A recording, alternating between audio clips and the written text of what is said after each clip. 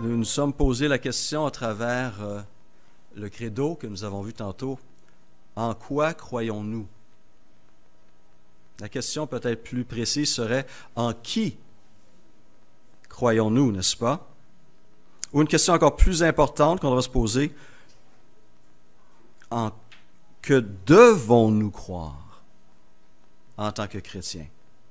Je ne sais pas si on vous a déjà posé la question lorsque vous avez témoigné de votre foi en Jésus-Christ, mais qu'est-ce que tu crois? Pourquoi tu crois ça? C'est quoi exactement? Eh bien, les chrétiens se sont souvent posé la question, comment je peux résumer, comment je peux présenter ces vérités fondamentales? Quelle façon puis-je répondre à cette question d'une manière claire et intelligente?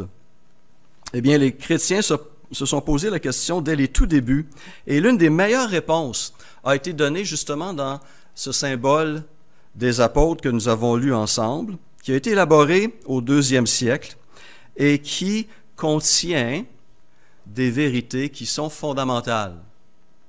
Albert Mohler, le président de la faculté de théologie baptiste du Sud aux États-Unis, affirme ceci: « Tous les chrétiens croient davantage que ce qui est contenu dans le symbole des apôtres, mais aucun ne peut croire moins que ce qui y est affirmé. » Intéressant, n'est-ce pas? On peut croire plus, et c'est en effet, si on regarde le symbole, il y a certaines des vérités qui ne se retrouvent pas là, n'est-ce pas? Mais on ne peut pas en enlever, en quelque sorte. Il contient ce symbole des vérités fondamentales. Bien sûr, sans être inspiré de Dieu, c'est pas un texte qui vient de la Bible, quoiqu'il est fondé clairement dans la parole de Dieu. C'est un texte qui a été utilisé pour bénir l'Église de Jésus-Christ et contribuer à la formation spirituelle des disciples de Jésus-Christ à travers les siècles. Avec les 10 commandements et le Notre Père, ce document tient une place très spéciale dans la formation des disciples. Certains ont résumé ces 3 documents de la manière suivante. Ce symbole traite des convictions du chrétien.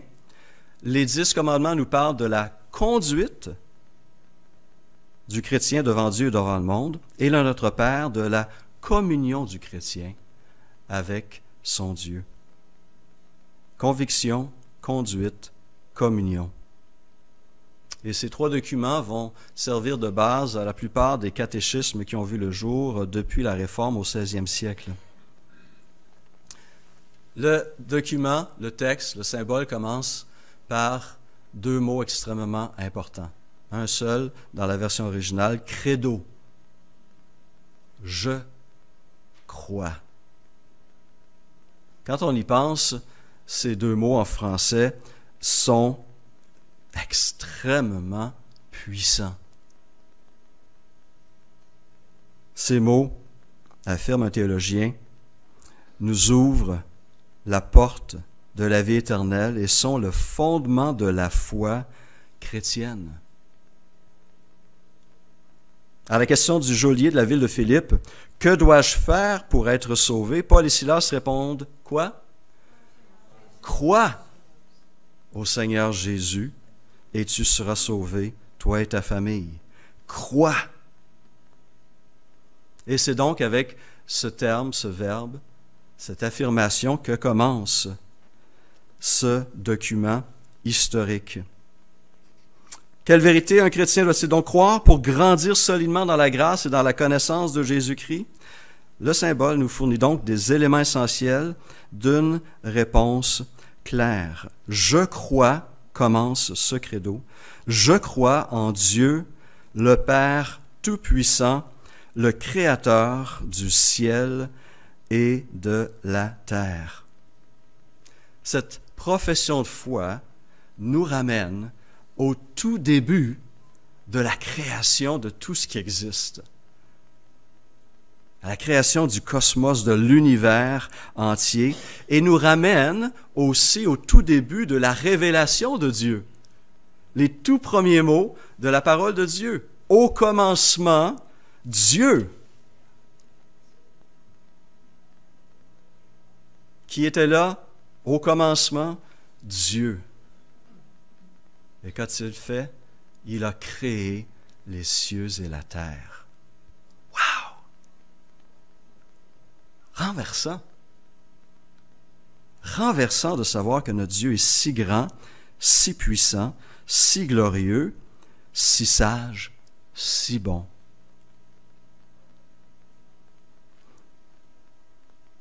Moeller applique la règle qu'on appelle les 5 W en journalisme, qui sont 5 interrogations en anglais, mais en français on les traduit par qui, quoi, où, comment, pourquoi. Je me permets de reprendre ces questions avec vous ce matin autour de ce texte de Genèse 1, chapitre 1. Et on commence par le qui. De qui s'agit-il d'abord et avant tout? Qui est derrière le quoi? La parole est claire. Dieu. Dieu. Cette création merveilleuse est le fruit d'un créateur admirable. Je suis constamment émerveillé lorsque je vois la beauté de la création autour de moi, quand je lève les yeux vers le ciel, quand je regarde un ruisseau, quand j'entends le chant d'un oiseau. Il y a tellement de belles choses autour de moi. Et je réalise que tout cela vient d'un être extrêmement sage et qui doit être beau pour pouvoir faire de si belles choses. Au commencement, Dieu. Un être personnel, puissant et bon se trouve derrière et au-dessus et tout autour de cet univers extraordinaire. Les premiers mots célèbrent ce Créateur. Ésaïe 40. Ne l'avez-vous pas appris? Ne vous l'a-t-on pas révélé dès le début? Ne savez-vous pas? N'avez-vous jamais réfléchi aux fondations de la terre? C'est l'Éternel qui siège au-dessus du cercle de la terre. Ses habitants sont, pour lui, pareils à des sauterelles. Il déroule le ciel comme une étoffe légère. Il le déploie comme une tente pour en faire son lieu d'habitation. À qui me comparerez-vous pour que je lui ressemble? Demande le Saint. Levez les yeux vers le ciel et regardez. Qui a créé cela? C'est celui qui fait sortir les corps célestes en bon ordre. Il les appelle tous par leur nom. Son pouvoir est si grand, sa force si puissante, que pas un seul ne manque. Et ayant dit cela, il vient maintenant rassurer le cœur de ces Israélites qui étaient troublés par les événements de leur époque. Pourquoi dis-tu, Jacob, et pourquoi affirmes-tu, Israël? Ma situation échappe à l'Éternel, mon droit passe inaperçu de mon Dieu.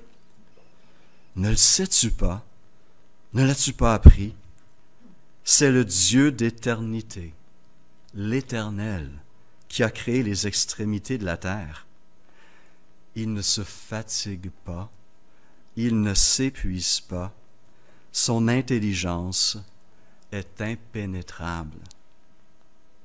Wow!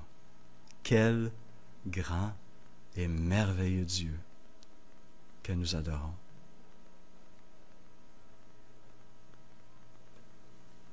Et à un moment donné, un homme dénommé Job va se mettre à questionner son Créateur, justement. Il a de nombreux pourquoi à lui adresser, et des pourquoi avec un côté peut-être assez pointu. Et après un certain temps, Dieu répond. Et lui fait comprendre, il y a des réponses que je pourrais te donner, Job, que tu ne pourrais pas saisir.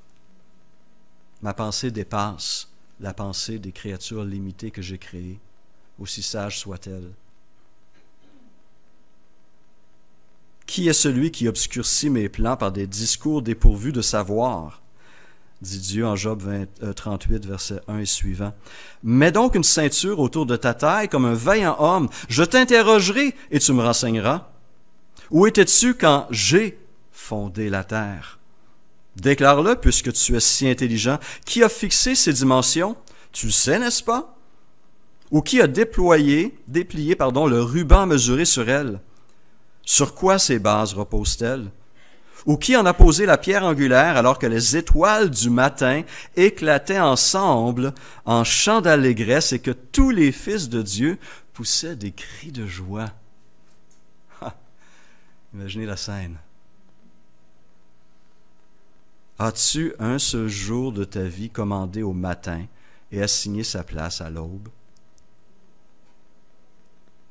Notre Dieu est tellement plus grand, plus puissant, plus sage. Et il y a des choses qui nous échappent encore et qui vont nous échapper encore longtemps. Mais la grandeur de la création pointe vers la puissance, vers la majesté, vers la sagesse et la bonté de son Créateur. Et l'histoire de cette création ne commence pas. L'histoire ne commence pas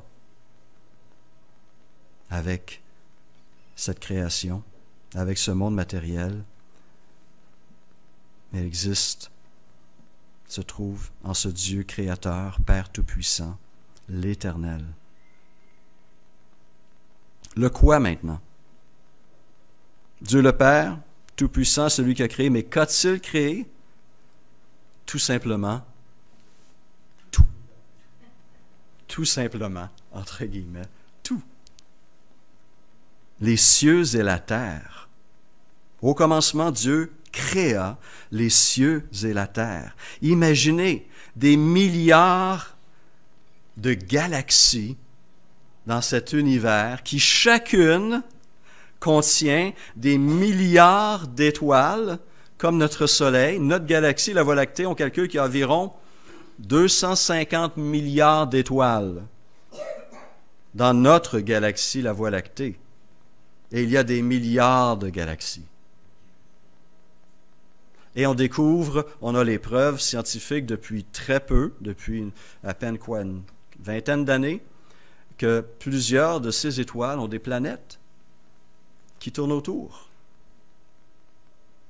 Un univers extrêmement vaste.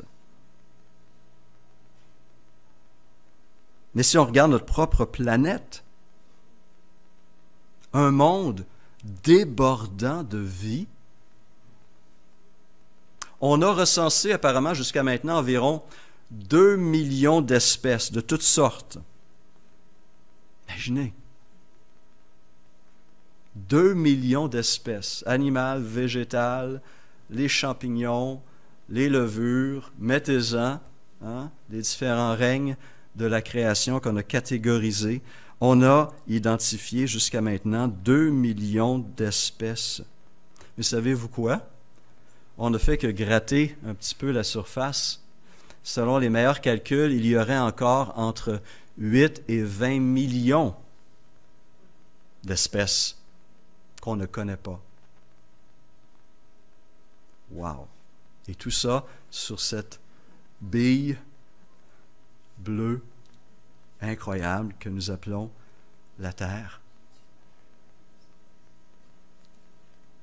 Et alors que nous cherchons des traces de vie sur d'autres planètes, certains estiment qu'il reste entre 85 et 87% des espèces encore à découvrir sur la Terre.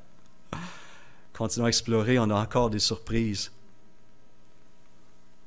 Et une telle diversité, une telle complexité démontre certainement tout le plaisir, pensez à ça, tout le plaisir que Dieu a dû avoir à créer ces choses-là. Et nous aurons beau chercher tous les recoins de l'univers, par ailleurs, nous ne trouverons jamais, nulle part ailleurs dans cet infini espace, parmi ces milliards de galaxies et de planètes, une créature comme vous et moi. On peut chercher comme on voudra. La Bible nous dit que nous sommes créatures humaines, le sommet de la création de Dieu. Que nous sommes uniques parce que nous sommes la seule créature faite à l'image de son Créateur. Quel honneur! Quel honneur nous avons!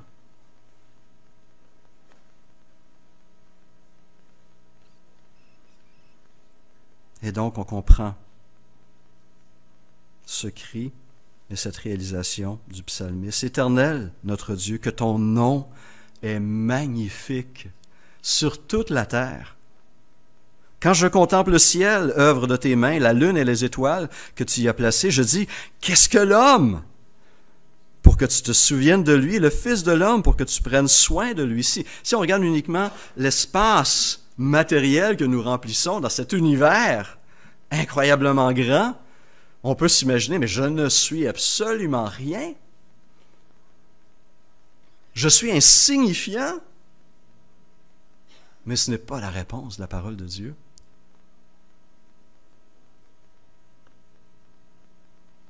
Qu'est-ce que l'homme pour que tu te souviennes de lui, le Fils de l'homme pour que tu prennes soin de lui? Tu l'as fait de peu inférieur à Dieu et tu l'as couronné de gloire et d'honneur. Tu lui as donné la domination sur ce que tes mains ont fait. Tu as tout mis sous ses pieds, les brebis comme les bœufs, et même les animaux sauvages, les oiseaux du ciel et les poissons de la mer, tout ce qui parcourt les sentiers des mers. Alors sommes-nous surpris que le psalmiste termine avec une louange sur ses lèvres. Éternel, notre Seigneur, que ton nom est magnifique sur toute la terre et jusque dans les fonds de l'univers. Une autre question qu'on peut se poser sur ce texte, c'est le quand. Une question très débattue, n'est-ce pas? Aujourd'hui, la théorie scientifique dominante s'appelle la théorie du Big Bang. Selon les plus récentes recherches, découvertes scientifiques, l'espace-temps existe depuis 13,8 milliards d'années. Nos derniers calculs scientifiques avec les instruments que nous avons, l'espace-temps serait apparu il y a environ 13,8 milliards d'années. Un peu long, hein? C'est long. Possiblement pas, non. Avec les nouvelles technologies, on peut essayer d'aller plus voir. Moi aussi, oui, exact. Soit dit en passant, le concept du Big Bang est un concept quand même assez récent dans l'histoire scientifique. Ça a été proposé une première fois par un astrophysicien et un chanoine catholique belge du nom de Georges Lemaître en 1927. C'est quand même pas un siècle encore. Et au moment où Lemaître a formulé cette théorie, plusieurs des plus grands scientifiques de son temps, à ce moment-là et les années qui ont suivi, se sont moqués de cette théorie, ont cherché à la démolir, à s'y opposer.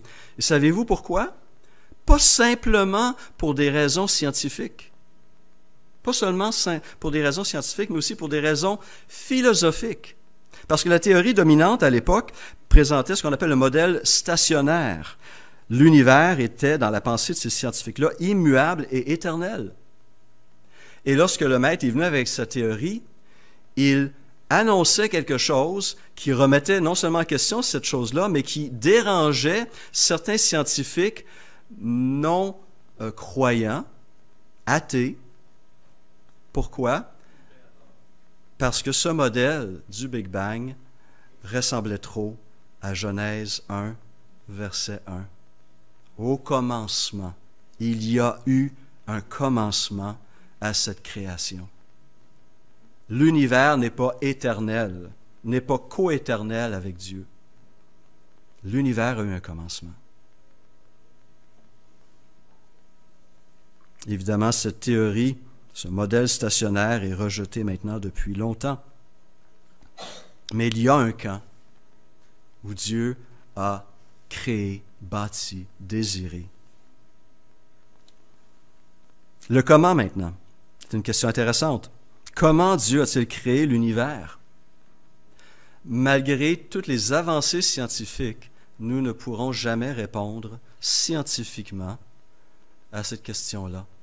Il y a un élément ici qui va au-delà de la physique pour aller dans la métaphysique. La Bible, par ailleurs, nous donne la réponse. C'est par la foi que nous reconnaissons que l'univers a été formé par quoi? par la parole de Dieu, en sorte que ce qu'on voit n'a pas été fait de choses visibles. Le comment, l'agent du cosmos, c'est la parole puissante de Dieu. Relisez Genèse 1, verset 3. Dieu dit qu'il y ait la lumière et il y eut de la lumière. Pointe à la ligne. Il dit et la chose arrive. Verset 6. Dieu dit qu'il y ait une étendue entre les eaux pour les séparer les unes des autres. Cela se passa ainsi. Verset 9. Dieu dit que les eaux qui sont au-dessous du ciel se rassemblent en un seul endroit et que le sec apparaisse, et cela se passa ainsi. Verset 11. Puis Dieu dit que la terre produise de la verdure, de l'herbe à graines, des arbres fruitiers qui donnent du fruit selon leur espèce et qui contiennent leurs semences sur la terre, et cela se passa ainsi. Verset 20, verset 24 et jusqu'au sommet du verset 26. Puis Dieu dit, faisons l'homme à notre image, à notre ressemblance. Et à la fin de tout cela, c'était pas pire. Dieu regarda tout ce qu'il avait fait et il constata que c'était très bon, glorieux, magnifique, magnifique. La parole de Dieu est puissante. Et le Nouveau Testament approfondit la nature de cette parole, bien sûr, dans un texte qui se veut un parallèle clair avec Genèse 1.1. L'apôtre Jean va commencer son évangile avec ces paroles. Au commencement, la parole existait déjà. La parole était avec Dieu et la parole était Dieu. Elle était au commencement avec Dieu. Tout ce qui a été fait, tout a été fait par elle, et rien de ce qui a été fait n'a été fait sans elle. Et cette parole, bien sûr, est notre Seigneur Jésus-Christ, Dieu le Fils. Parole puissante de Dieu, l'agent de la création. Et finalement, un dernier pourquoi, qui est aussi important. Pourquoi Dieu a-t-il créé cet univers incroyable? Pourquoi tant de galaxies, d'étoiles, de planètes? Pourquoi une si riche diversité de vie sur Terre? La réponse est simple. Pour son propre plaisir et pour sa gloire. Pour son propre plaisir et pour sa gloire. C'est de lui, par lui et pour lui que sont toutes choses, Romains 11, 36. À lui soit la gloire dans tous les siècles. Ou encore Colossiens 1, 16. En Christ ont été créées toutes les choses qui sont dans les cieux sur la terre, les visibles et les invisibles, trône, dignité, domination, autorité. Tout a été fait, tout a été créé par lui et pour lui. Il a créé des galaxies qu'aucun télescope ne pourra voir, qu'aucun être humain ne pourra visiter. Il a créé des espèces au fin fond de l'océan Pacifique ou dans les jungles inaccessibles de Bornéo, des espèces végétales et animales et autres qu'on ne découvrira jamais avant le retour de Christ. Mais ces choses-là ne sont pas là pour nous. Elles sont là pour lui et son plaisir. Et ce plaisir se voit justement dans ce verset 31 de Genèse 1, je vous lis la version sommaire. Dieu considéra tout ce qu'il avait créé et trouva cela très bon. C'est pas pour nous tout ça. Quoi qu'il nous l'offre, et on est appelé à gérer cette création, cette terre, en son nom, et on peut utiliser sagement toutes ces belles ressources, mais ça n'existe pas pour nous, ça existe pour le Seigneur. Et nous existons aussi en tant que créatures pour le Seigneur. Nous avons été désirés, nous avons un sens qui doit être tourné vers ce Créateur tout-puissant, qui trouve son sens en ce Dieu tout-puissant. Et hors de Dieu, c'est la vanité, c'est l'insignifiance, c'est la confusion et le désordre. Mais lorsqu'on retrouve la réalité, le sens de ces choses. Lorsqu'on lève les yeux et qu'on regarde à ce Seigneur, tout retrouve sa place et son sens. Au commencement, Dieu créa les cieux et la terre. Et donc, dès les premiers mots de la parole de Dieu, nous découvrons des choses remarquables sur ce monde dans lequel nous habitons, mais sur celui qui l'a créé. Un être tout-puissant, un être éternel, un être qui ne dépend de rien ni de personne.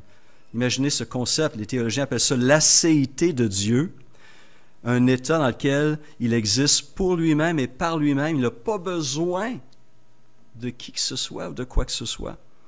Il était parfait, complet, heureux, mais il a désiré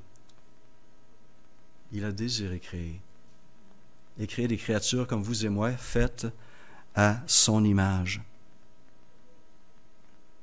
Au commencement, Dieu créa des cieux et la terre. Et cette création de Dieu nous permet, un des impacts de cette vérité sur nous permet de mieux le connaître. En examinant cette création, on va mieux comprendre ce Créateur qui est derrière. Psaume 19, n'est-ce pas? Les cieux racontent la gloire de Dieu et l'étendue manifeste l'œuvre de ses mains. Ou comme l'écrira l'apôtre Paul plus tard en Romains 1,18, les perfections invisibles de Dieu, sa puissance éternelle et sa divinité se voient depuis la création du monde. Elles se comprennent par ce qu'il a fait.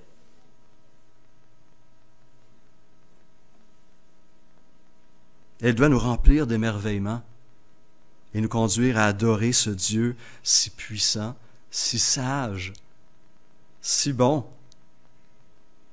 La réaction saine de la créature humaine, nous dit Paul en Romains 1, est de lui donner la gloire qu'il mérite en tant que Dieu et lui montrer de la reconnaissance pour ce monde merveilleux qu'il a créé, dans lequel il nous a placés, il nous a donné la tâche de gérer en son nom.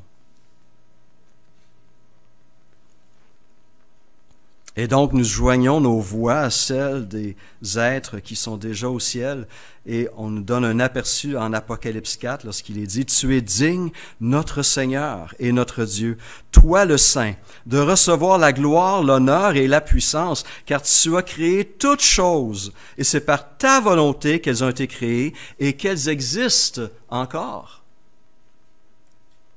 Notre Dieu mérite toute louange et toute grâce. Malheureusement, il y a un malheureusement.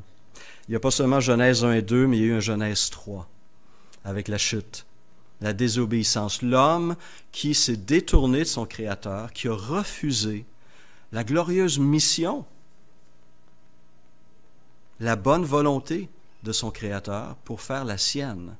Et cela a introduit le chaos dans cette création et introduit la mort. L'événement le plus tragique du cosmos s'est passé dans ce jardin d'Éden. Et aujourd'hui encore, la création attend avec un ardent désir la révélation des fils de Dieu. En effet, la création a été soumise à l'inconsistance, non de son propre gré, mais à cause de celui qui l'y a soumise. Toutefois, ajoute Paul en Romains 8, toutefois, elle a l'espérance. On parlait d'espérance tantôt. Elle a l'espérance d'être, elle aussi, libérée de l'esclavage, de la corruption, pour prendre part à la glorieuse liberté des enfants de Dieu. Or, nous savons que jusqu'à maintenant, la création tout entière soupire et souffre les douleurs de l'accouchement. Et ce n'est pas elle seulement qui soupire, mais nous aussi, qui avons pourtant dans l'esprit un avant-goût de cet avenir. Nous soupirons en nous-mêmes en attendant l'adoption, la libération de notre corps.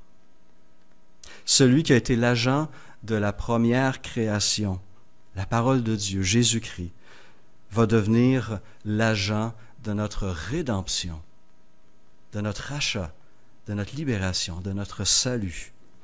Et celui qui a créé ces cieux et cette terre dans le passé a promis de revenir et de créer de nouveaux cieux et une nouvelle terre où la justice habitera éternellement. Nous aussi, nous reconnaissons en ce Jésus ce Créateur de l'univers et ce Rédempteur du monde. Et c'est pourquoi nous professons: je crois en Dieu le Père Tout-Puissant, Créateur du ciel et de la terre. Prions. Seigneur, je suis, Seigneur, constamment émerveillé lorsque je prends le temps d'examiner cette création qui m'entoure, cet univers si vaste, cette création ici-bas sur terre si foisonnante de vie, de diversité, de beauté. Seigneur, tu es merveilleux, tu es admirable. Et merci qu'on peut partager cette joie avec toi, d'apprécier cette beauté et cette diversité, et de nous donner la responsabilité, le privilège de te refléter devant le reste de cette création, et même devant ces anges glorieux. Seigneur, merci pour la vie. Merci pour ces créatures merveilleuses que nous sommes. Et maintenant doublement en Jésus-Christ. Aide-nous, s'il te plaît, cette semaine à vivre selon ta volonté, à être de bons serviteurs de Jésus-Christ, là où tu nous places dans nos foyers, nos milieux de travail, notre communauté. Donne-nous les mots pour célébrer ton nom, les gestes pour honorer ta volonté. Bénir nos prochains et être cette lumière et ce sel que ce monde a tant besoin. Merci d'être ce Dieu si glorieux et majestueux. À toi soit la gloire, ce matin, demain matin, tous les jours et au siècle des siècles des siècles. Amen.